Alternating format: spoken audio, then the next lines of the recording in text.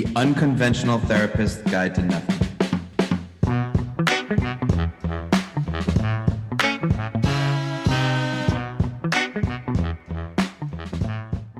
Hey everyone, we are the Unconventional Therapists, and this is your guide to nothing, where each and every week we take a topic, theme, or thing, overanalyze it, and make it all make sense in the scheme of life, living, and mental health. My name is Dave. I am joined here with my co-host, Greg. Greg? Yeah. How are you?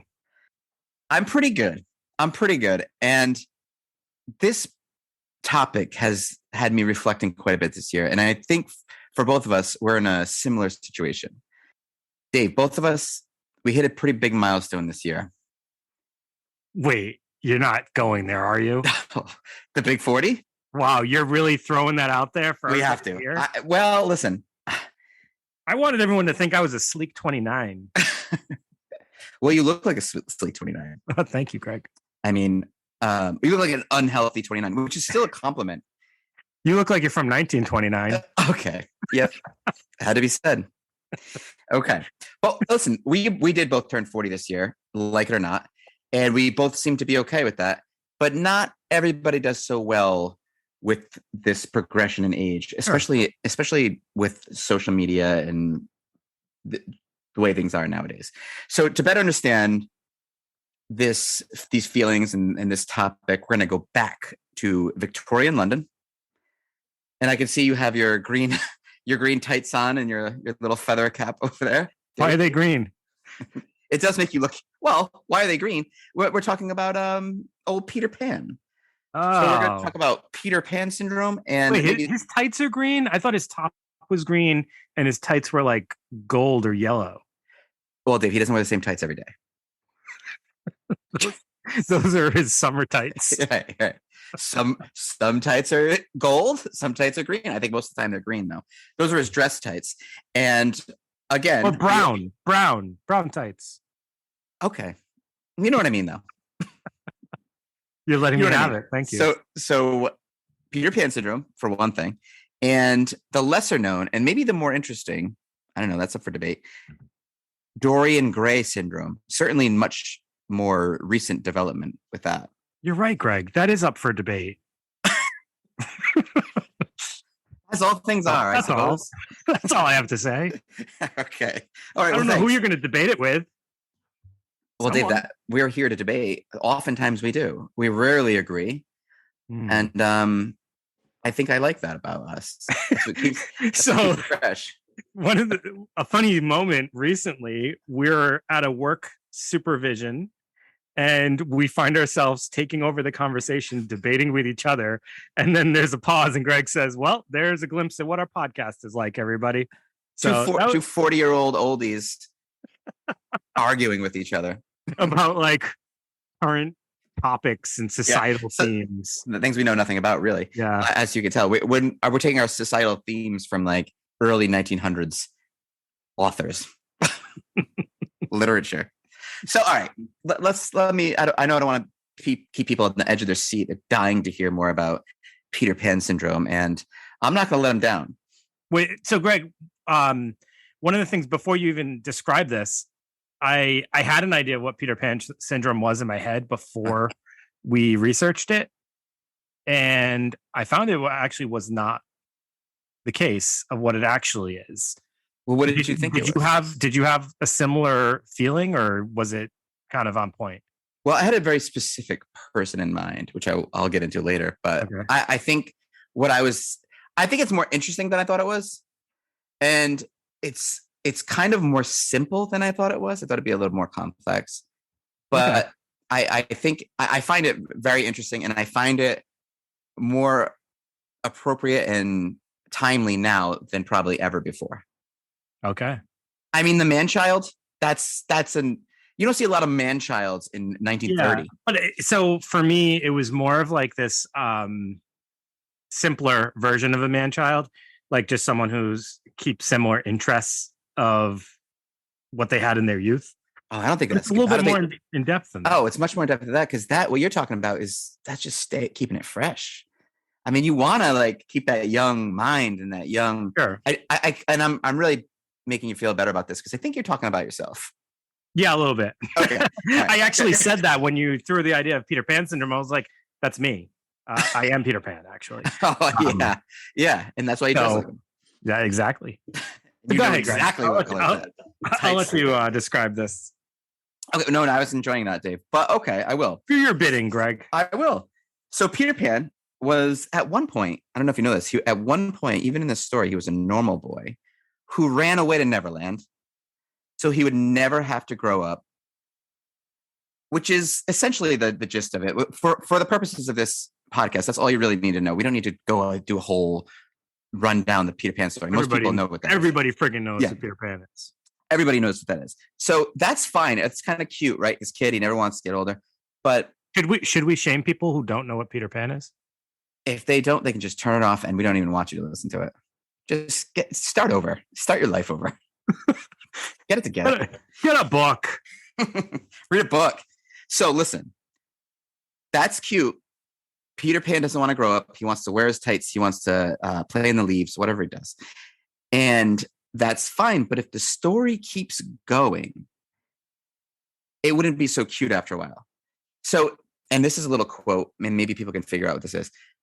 It would not be, quote, good form to be playing pirates in the woods as a 40-year-old all dressed up, with leaves and everything like that. Do you know where that good form quote comes from?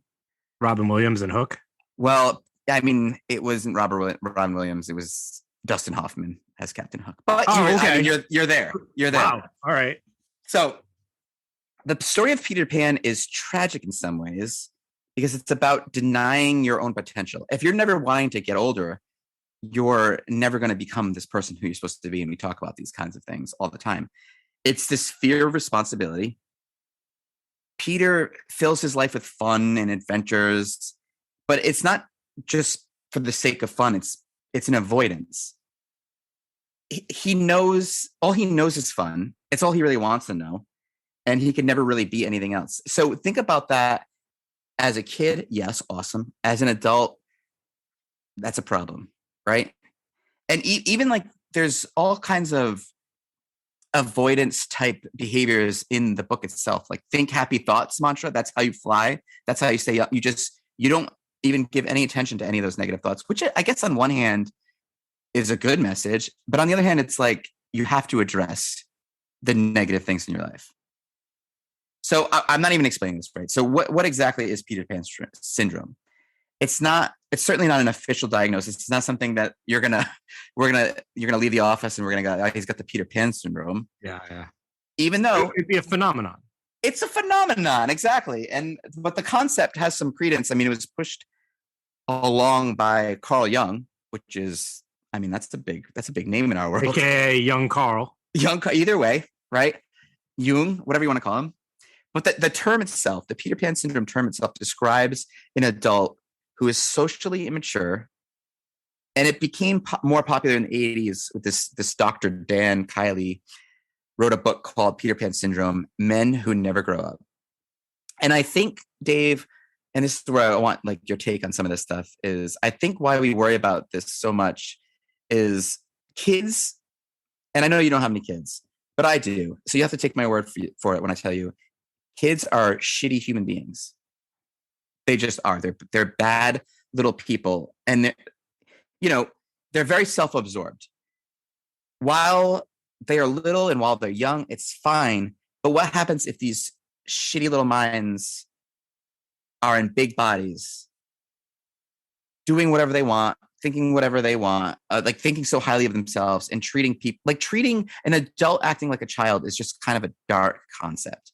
I mean, you're going to think about self-absorbed narcissistic behavior in adults, childish, right? What's your take on that? I mean, that sounds wildly offensive to children. But it's fine. It's fine to be, they'll cough in your face. They'll hit you if they get really aggravated. They'll, everything is about what they want. If they don't get what they want, they freak out. So essentially what you're describing is the fact that the idea of Peter Pan syndrome is this idea of a person who has not emotionally matured. So they are still within that phase where it's very egocentric. It's Mhm. all about how things affect them. They have moments maybe of empathy, but for the most part, it's more about getting like the focus is mainly about getting their needs met and how they're feeling in situations, right? That's it. That's Okay. perfect. That's a normal kid. That's a not so normal adult. And I Sure. think we're creating a bunch of these little Peter Pans running around. And we talked about this recently, you and I. We've sort of stolen the development of independence in children by the way we raise them now. Well, Dave, we've talked about how we grew up and we're out on our own, 9 years old, drinking from a Yeah. hose, riding our bikes around, going to the mall, figuring things out on our own. We had some independence. We ran into circumstances where we had to on our own figure out what was the right move. And if it was the wrong move, there was consequences, and it was the right move. We moved on. We met people. We lived our own little lives at such a young age, and we've sort of stolen that from the youth today. Is that pretty fair? Yeah. I mean, 9 years old, drinking Bud Heavies and smoking Marlboro Lights on my way to the town hall to pay my taxes. You know what I mean? Yeah, I know you're being facetious, but I know that you know what I'm talking about. I know that young Dave was out there making decisions at 10 years old. Sure. I remember being a little kid and showing up at people's houses, and then they would ask you. A common question would be, "Do your parents know where you are?" And sometimes you'd be like, "I don't know, Yeah. maybe." Yeah. So, one of the things I remember pretty vividly is there was around the age of like 9 or 10, there was the Hurricane Bob, I think it I was, remember. and it blew over a bunch of trees. And I remember like in my neighborhood going out and exploring, and like those trees that had fallen down suddenly became tree forts. And next thing I knew, it was a little too late, right? And making the conscious decision, like, yeah, I'm gonna stay out. Like I'm supposed to be home, but I'm gonna stay out. But Yeah, like good. knowing it was a choice I was making and knowing that there was going to be consequences and kind of understanding those consequences, just moments like that, just kind of understanding, like, and not always making the best choices, but Mhm. making choices. And now it doesn't feel like kids always have that ability because everything's just great. Like they have access to everything. They have access to everything. They don't really. I don't know if they even want to be out doing the things we were doing, but they're just. It just seems like, and I don't even know if parents would even let them. I think that period in the world is over. All You right. Well, know, go ahead. what I think represents this idea, but it's not. It's actually nothing to do with like this idea, but it represents it. Bus stops now being just a bus picking kids up at their homes rather than an actual like bus stop a mile away that you had to walk. Yeah. That Yeah. is the best representation of kids these days. Like I remember like having to walk 15 minutes to a bus stop, like not a big deal, but it was like it felt like the longest 15 minutes when you're running late Oh yeah. and like you see the bus down the road and you have to decide, am I going to run today or am I just going to turn around and go home and tuck my my tail between my legs and tell my parents I might need a ride to school. And And they're when going it's to be made it pissed. real, it's made things real tough for the kidnappers too. Ah, I man, mean, that's things they are are cruising around looking business is for not that great. town that's still stuck back in time where there's bus stops a mile down the road. Tough business to be in right now, kidnapping. You don't want to be part of it. Although they seem to be doing okay, I guess, in a lot of ways. So there's an interesting part of this that I don't see represented in any of the literature about the syndrome itself. And I think I don't know if this is what this was a metaphor for in the book, but do you remember the importance of Peter Pan's shadow in the story? Yeah. So to me, this sort of represented this innate desire to progress in life. This thing was constantly trying to get away from Peter, constantly trying to move away from Peter. And he literally needed to sew it to his own body so that he was like limiting himself from moving on. He wouldn't, even his shadow understood that there's supposed to be more than this, but he was so afraid of responsibility and all the things that could go wrong. Like that feeling, there's a sort of feeling of inadequacy with this and these people that it's not that they want to stay young. It's like they're afraid of the responsibility and what it means to be older. I think that's what's Right. going on here. So one thing to think about is, why is this problematic for relationships? Mm-hmm. Why is this problematic for the person? And why maybe is it problematic if you're the person who's involved with this person? Think about dating a person who is not, who like refuses to grow up. I know you're trying to go out to dinner and he's playing Legos, but it's obviously it's much more serious than that, right? So they might have difficulty like leaving the nest, moving out, getting their own space. They might have difficulty actually, like maybe not getting a job, but maintaining employment, taking on responsibilities in employment, actually kind of moving up beyond an entry level position. They'll have hard times just being a reciprocal equal partner in the relationship, right? Afraid to get out of that comfort zone, afraid to grow. I mean, you have to put yourself out there if you're going to become something like little, like that thing where if you're a tree, you got to send out all these little green roots and become vulnerable, or you'll never become that tree you're supposed to be. Sure. And there's a real world example here that I think I should mention at this point. Can you think of what we're talking about this? We're describing it, I hope, fairly well.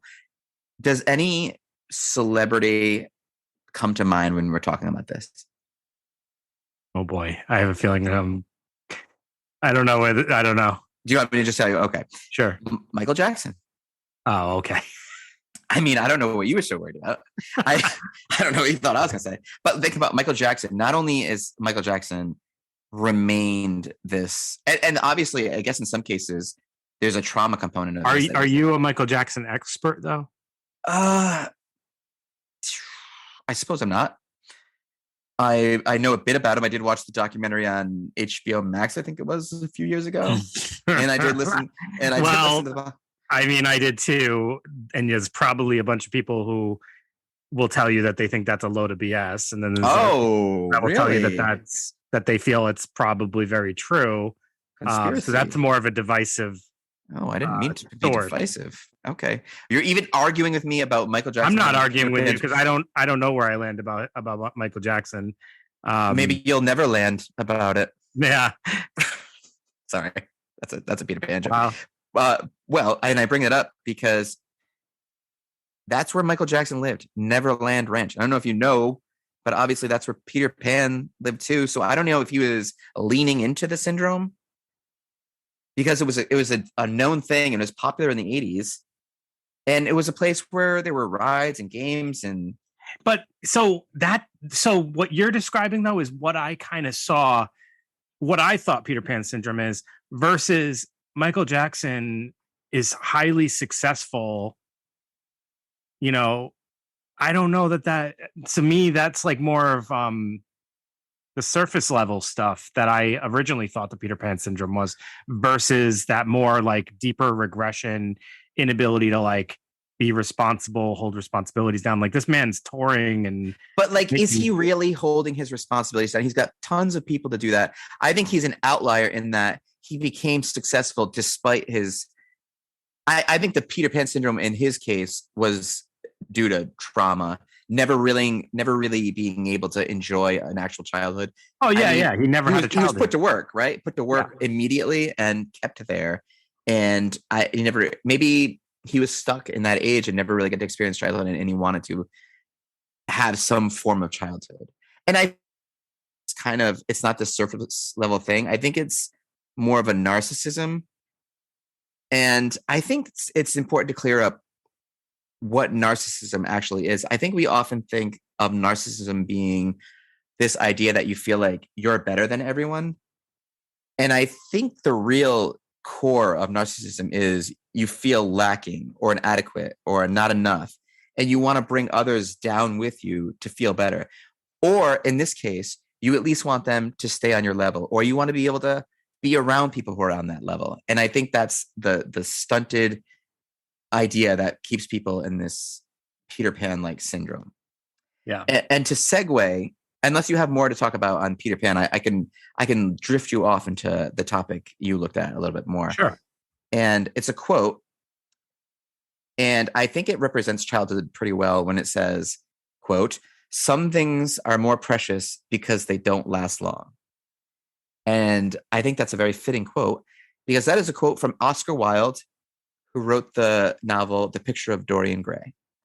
I think that sums up the Peter Pan syndrome pretty well and leads us nicely into Dorian Gray syndrome.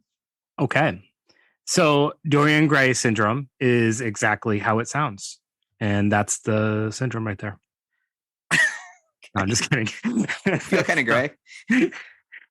So Dorian Gray syndrome, for those who aren't familiar with Dorian Gray, it is a story by Oscar Wilde from 1891 about a very attractive Mm, young man, okay. who admires and envies the portrait that he has of himself, right? Mhm. And he wishes that the portrait version of himself would grow old instead of himself. Mhm. So he ends up making a deal to give away his soul, and that wish is granted. This is a story that's kind of immersed in narcissism. Mhm. Um, what else would I say? It is uh, just pride and this obsession with appearance, but also in some ways like that idea that you have to keep up a certain appearance, like Mm. that idea that it, like growing old is scary, right? Or that growing old makes you flawed.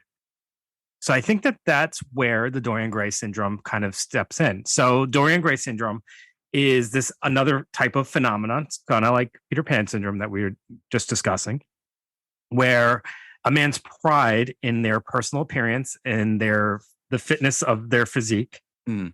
is like the utmost important to that person, and it actually starts to present them with difficulties in coping with the requirements to upkeep that. um the psychological like maturation of the body aging, right? Yeah, yeah. I um think what it brings up for me is something interesting.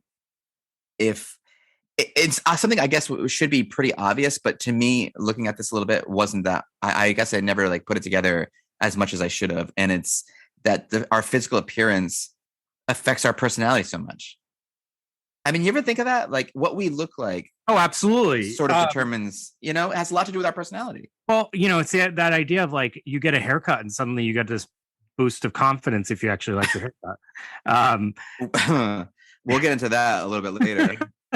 no, but like for kids, all right. So, well, unless you were bald forever, they're like I had a kid patient who last week came in with this like shaggy haircut, and his attitude was just kind of like whatever. And his mom was pleading with him to get a haircut. He got a haircut this week and came into my office, and the dude was glowing. Mm. It's like it's just so interesting how your appearance can give you this different personality. And why is that? Well, I don't know. And I think that as you age, that's an important part of developing a personality. Like as you start to develop flaws in your skin. You have to develop personality as you age because you have to. You got going for you. Right. And so, but Dorian doesn't have to do that. And I think this story is very interesting because he's operating in the world almost without his conscience or a soul. Like it's externalized from him. The things that are affected, like when he goes out and in the story, he goes out and he's very hedonistic. He's doing whatever he wants to do, and he's drinking and he's doing drugs and he's doing all these terrible things. He's treating people terribly, and none of it is showing up as like wear and tear on his face. But when he gets home and he looks at the painting, he's like, "Oh my God, I put some miles on the painting," and it kind of not ever having to have your actions affect the way you look. I don't know. There's something dark about that. Yeah. What do you, I mean? So this syndrome brings up this idea of dysmorphophobia, which is a mental disorder that's basically like an obsessed idea about the aspect of like a person's body part or appearance being severely flawed, and you need to do these like extreme measures to hide or fix it. I mean, we've been seeing that for like decades now with the lips and the plumpy faces. We say Dorian Gray syndrome being something for a man, which I think is ironic. First of all, I think that's important to note because I do think that that's interesting. Mm. I mean, this is definitely not just a male issue. No, but when it is a man, it's like it's this idea. It presents this idea that it's the expectation that a woman have these concerns and these this focus to Yeah. keep their appearance up, to keep their appearance young. But if a man does it, then it's a syndrome. Then there's like some kind of narcissistic way about this person. And it's almost like we're expected to just accept that we I look think, aged. yeah, yeah, that is actually very interesting. I never really thought about that. And that it's this specifically male sort of syndrome when it obviously can't be. And there's another dark side of this that, as you're talking, I'm thinking of another thing that's happening here. So Dorian has the picture, and that's separate from him, and the things he ages in the picture and not in his face, right? And what a tie-in to Instagram and social media, because what are people doing? They're hiding their real selves, like Dorian's hiding, and he literally hides his painting like under a cover so no one can ever see it. That's what we do on Instagram and social media. We hide our real selves and we put this picture out forward of what we want people to think we are. So we're hiding our real selves and presenting something that's just completely not us at all.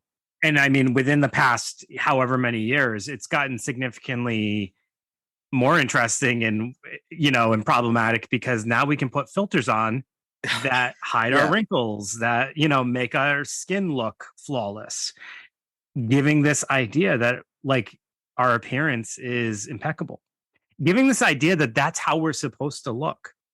Yeah. If we were perfect beings, then we would look like, actually, on Zoom, you can make it so your camera touches up your appearance, which is so interesting, because what it does is basically it smooths out the camera so that it makes it look like you don't have any wrinkles. I know you look like porcelain right now. Are you doing it right now?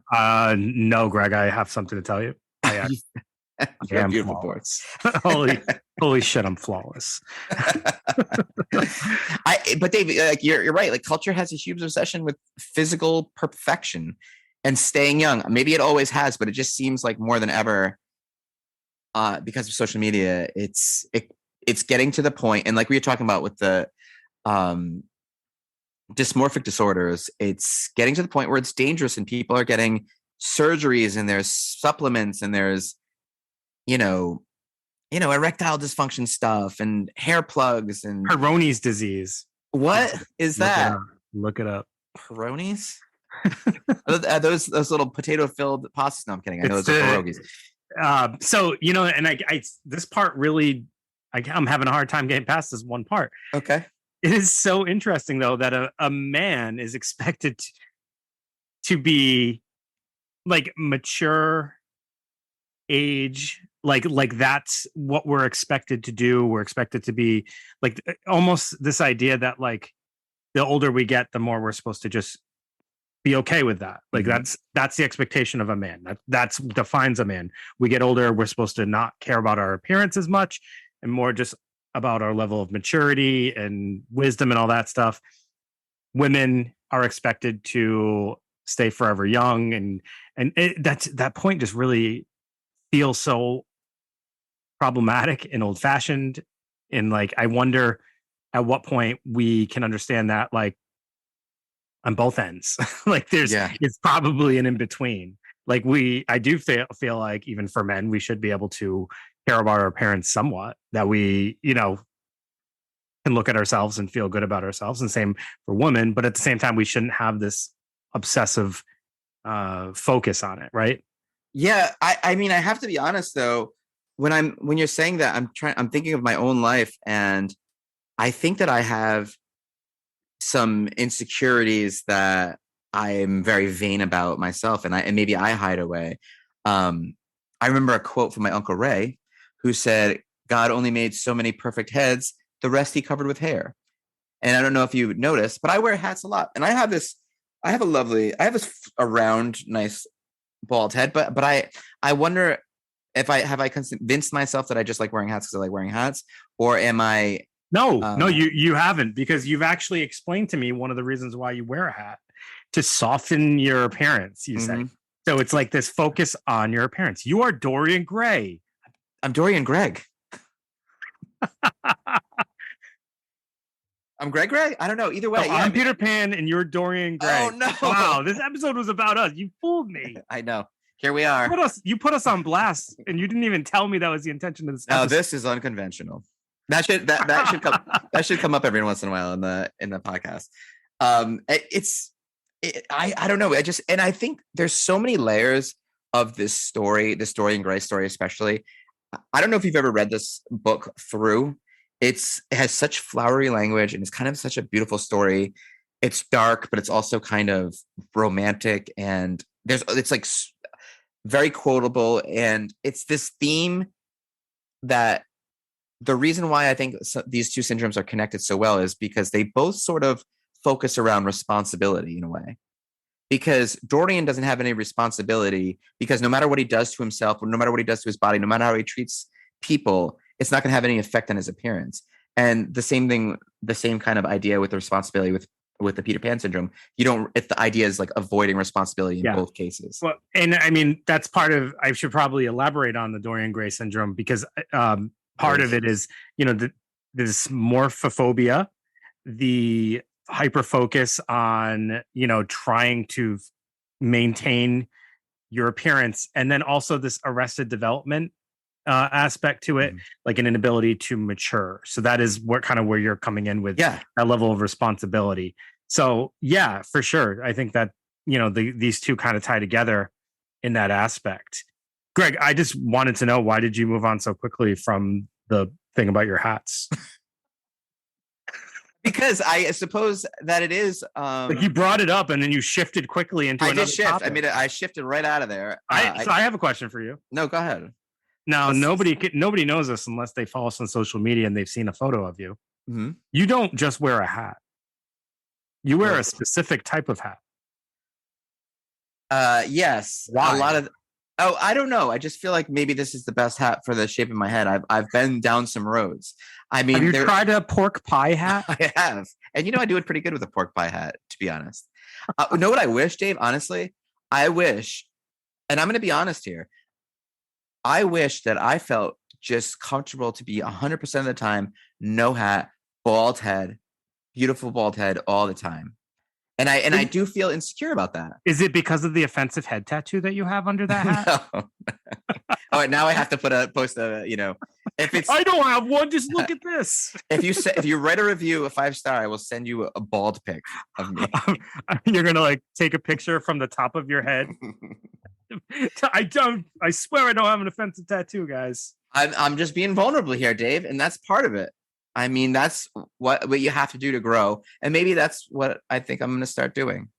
I'm going to practice what I preach. But I won't shave this mustache no matter what happens. So thanks, Greg, for being vulnerable. Yeah, no problem. Back to the actual episode. Okay, yeah. That was a tangent. No, I'm just kidding.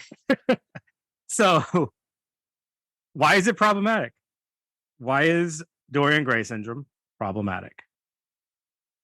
It's for the same reasons. Well, I mean, it's narcissism. Yeah. But all right. So what I mean is less about why it's problematic to the person, because obviously having a hyper focus on anything that's super self-involved isn't great.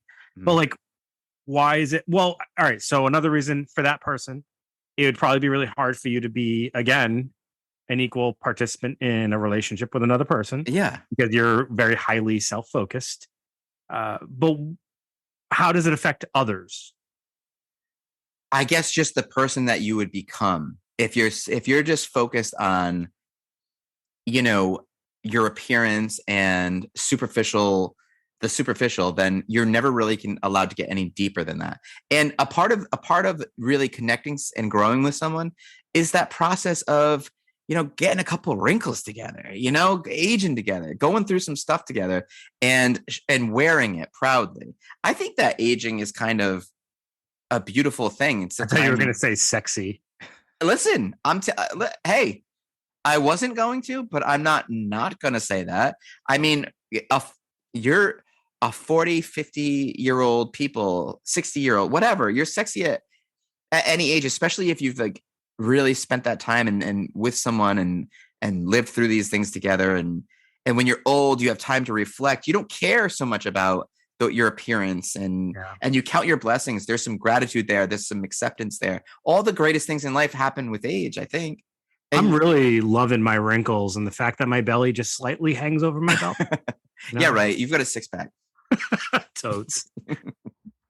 I've Well, got ab implants, and that's that's one a thing that can really start to happen here, though, is the hyper focus of pursuing this beautification to like maintaining this like almost impossible standard for yourself Mhm. can really start to lead into some sort of like depression, right? Yeah, you're never Because gonna be happy. imagine you're like setting this standard for yourself that's almost impossible to get unless you have a ton of money. Maybe you do, then it's probably a little easier to get. But like, look how many times we've seen even like with celebrities and people like, oh my god, what did they do to themselves?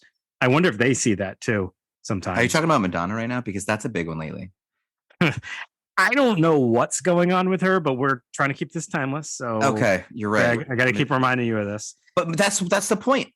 Madonna needs to realize she's not timeless. Okay, but now we can keep it back to timeless. I'm just saying.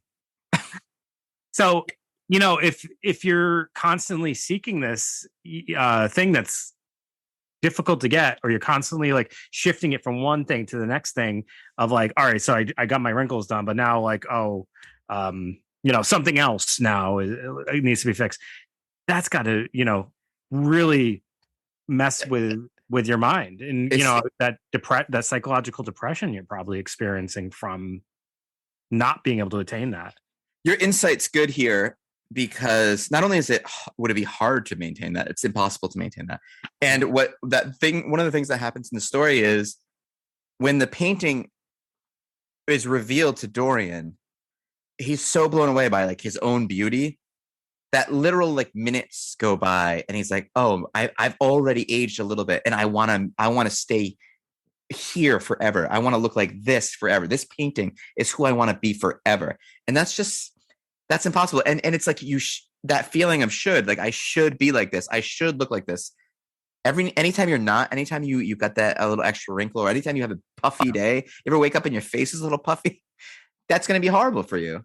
It's like you have to accept that like age, you're going to go through a lot of changes, and your face is going to change and your body's going to change, and you got to think I got this.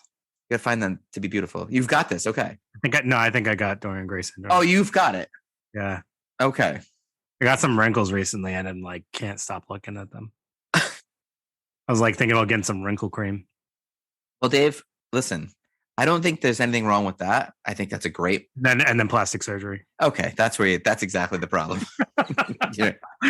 So, one of the examples I read about this, and I thought this was really a cool, unique example because it wasn't exactly in line with what I was thinking, was athletes. And I'm going to do a little throwback. So, anyone born in after 1995 probably won't get this reference, but Greg, Sammy Sosa, Mark McGwire, Barry Bonds, did those names ring a bell to you? Yeah, that's right. Baseball players, right? Home run boys. And what happened to those aging home run boys? They peaked in their later years. Yeah. That performed the best in their later years. What did we find out about them? Steroid. Yeah. They decided later in their careers to start using steroids to be able to compete more, to get stronger, to, be more effective towards the end of their careers. I can't say I know that for certain about Sammy Sosa, but like Mark McGwire, I think would be a good example of that. Barry Bonds would be a good example of that because he was later in his career. I think Sammy Sosa was as well. You're talking about acceptance. At some point you have to accept that you're not that person anymore. And that's okay. Yeah. But it's but they it's not even just that they didn't accept it. It was this idea that like, I need to perform better. It's less even like accepting that my body's going. It's like, but no, I got to be better.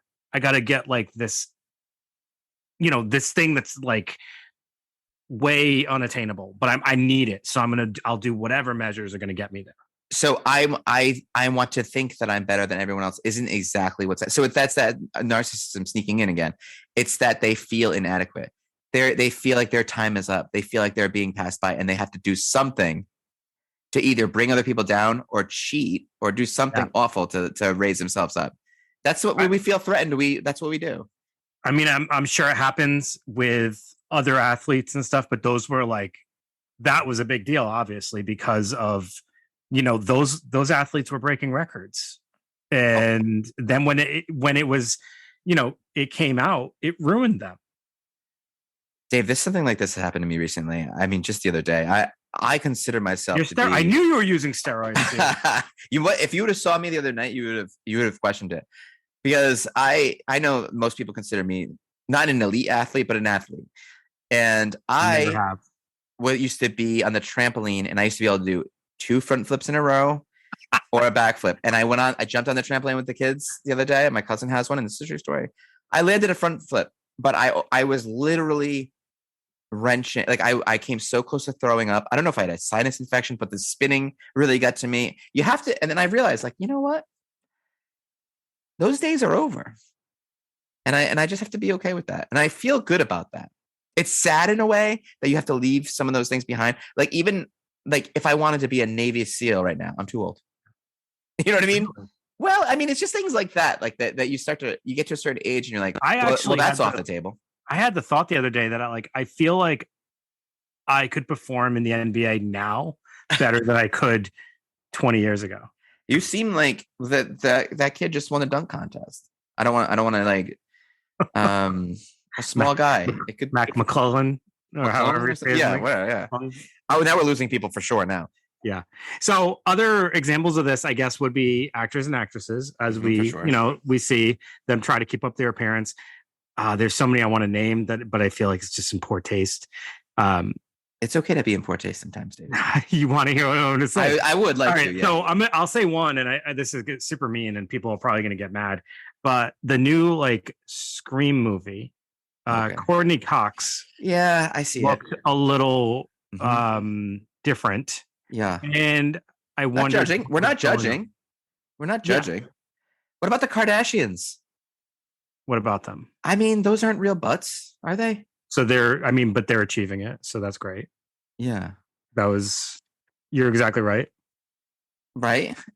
I don't see anything wrong with that example. Oh, you know what I'm thinking of right now? Who it was like a reverse. You might think it would be hard to be in that situation, but for whatever reason, I'm thinking of Kirsten Dunst as the little vampire. Now that's a psychological trip.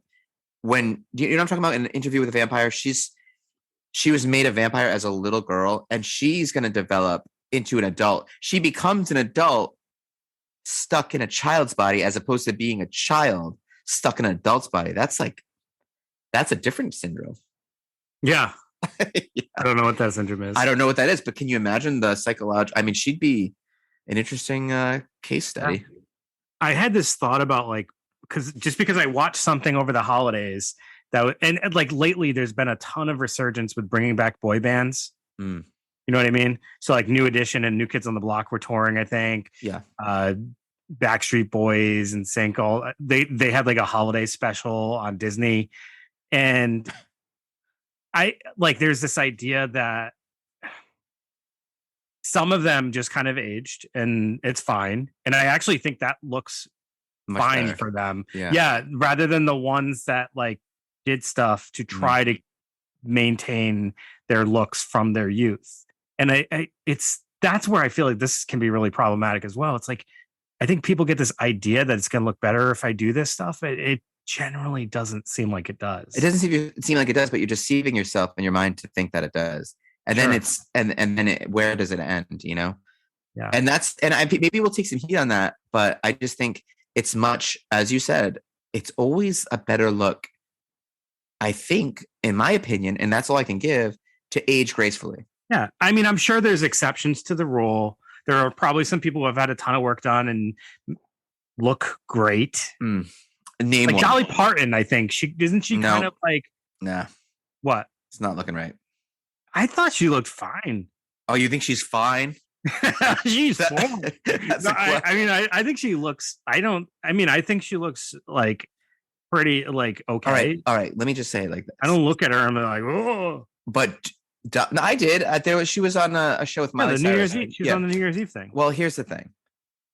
I find a Betty White much more like. All right, but that's your specific fetish, and we don't have to hyper focus on that. I have Betty White syndrome. You do love a funny lady. I do. I've always said that about you. So yeah, this is Dorian Gray syndrome, ladies and gentlemen. Dave, you know what? You did a hell of a job with that, and I think that one was the harder one.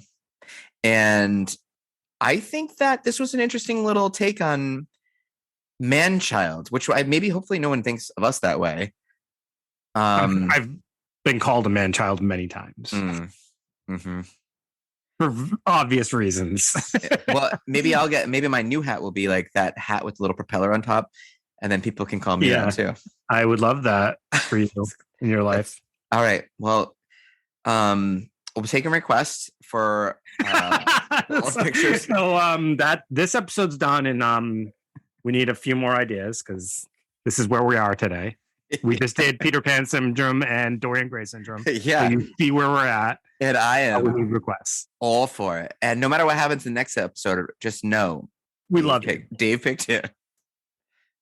The next one. Wait, what? I will take the blame for this one. Yeah. Oh, you or mean credit episode I picked. Or credit. Yeah. I mean, it depends on how it goes.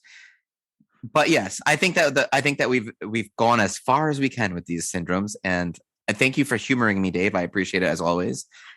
And now we bid you adieu. Please next time. Don't use the filter on the camera because I know that you do have wrinkles. You're scaring me. This ain't no filter. They got crow's feet. Is that what they call it? Crow's feet. I call them laugh lines. Yeah. It's much better. Sounds significantly better. It's all about perspective. I'm always laughing. Yeah, that's why you get the laugh lines. You serve them. You earn them, and you should have them. I'm always laughing, but crying on the inside. Oh, no.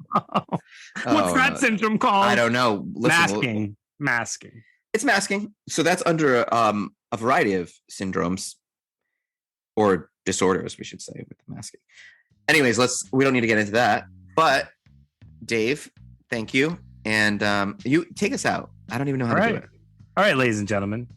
If you enjoyed this episode, or if you enjoyed any of our episodes, please consider leaving a rating and review. We'd appreciate it, and it would help get our message out to the masses. Because with each rating and review, a young child is born. Yeah. And if you don't like our podcast, just move on with your life. You don't Keep have it to yourself, people. For God's sakes. What good does that do? Anyways. If you don't like it, I have news for you.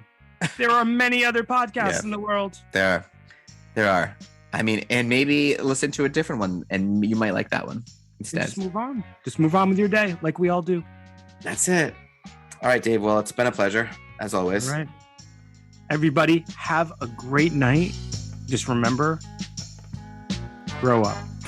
And take a left at the third star and fly on till midnight, or whatever it was. Something kind of. Cover your mirrors. Cover your mirrors? Oh, that's right. Good night. All right, everybody. This has gone on long enough. I'll see you later. Have a great night. Bye.